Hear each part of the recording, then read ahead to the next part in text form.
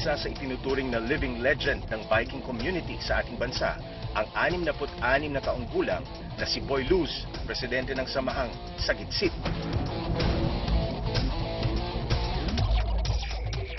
Miyembro nito ang mga motorcycle rider na nagsimulang magkaroon ng interes sa pagmamaneho ng motorsiklo mula pa noong dekada 60.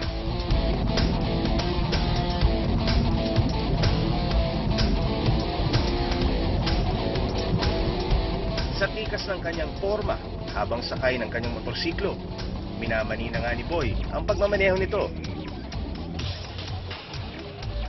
Nakahiligan na raw niya ang pagmumotor mula pa noong pagkabata.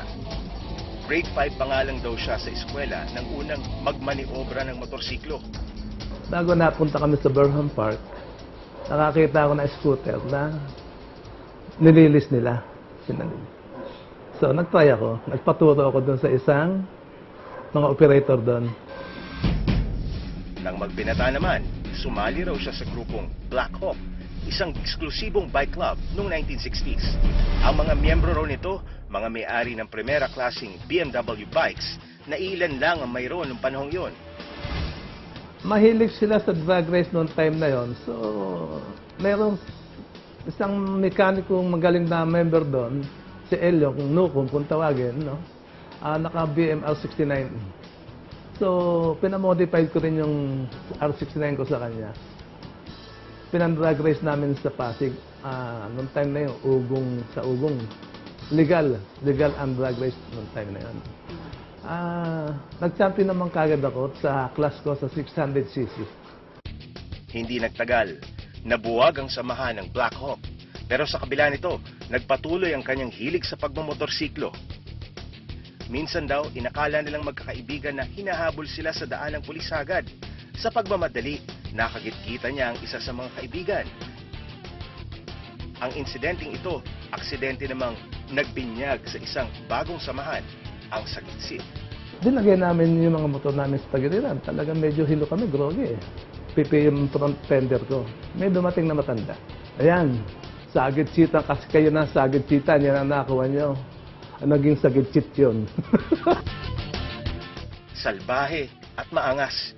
Ito raw ang naging impresyon noon sa kanilang grupo ng ilang mga tao. Maingay talaga, naka-megaphone lahat yan, no? Kaya lang sa iba, hindi nila naintindihan, may kayabangan daw ang dating namin dahil maiingay, mayayabang. Pero sa amin naman, hindi lang kayabangan yan eh. Yun parang pang-protection din namin yun sa mga motorista eh. Para narinig nila kami, hindi kami naiipit.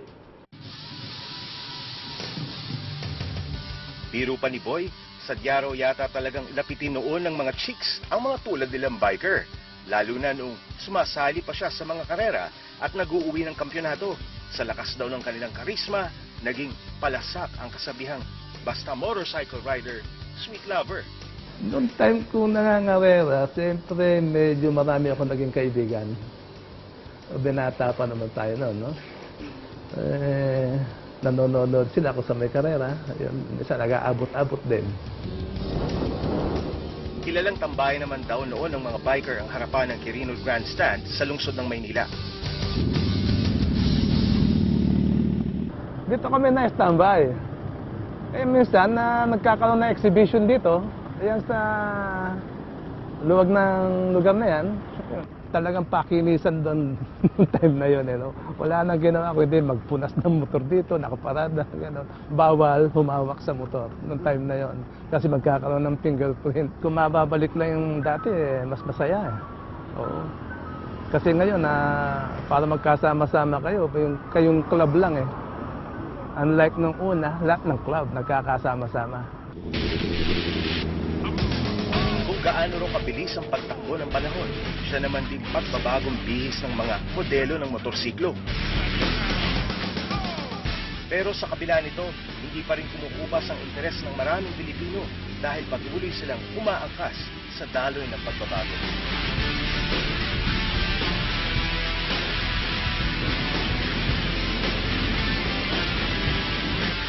3 oras mula sa Maynila,